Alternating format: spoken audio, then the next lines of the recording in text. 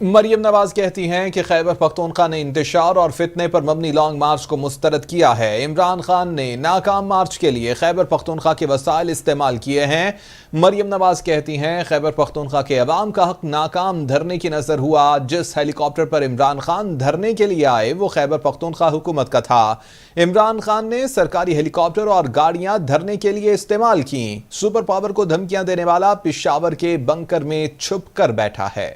خیبر پختونخوا نے انتشار اور فتنے پر مبنی لانگ مارچ کو ایبسلوٹلی نوٹ کہہ کر ریجیکٹ کر دیا۔ عمران خان نے اس ناکام ترین دھرنے جس کا اصل مقصد فتنہ اور انتشار تھا، اس پر اس نے خیبر پختونخوا کے عوام کی محنت اور خون پسینے کی کمائی پانی کی طرح بہا دی۔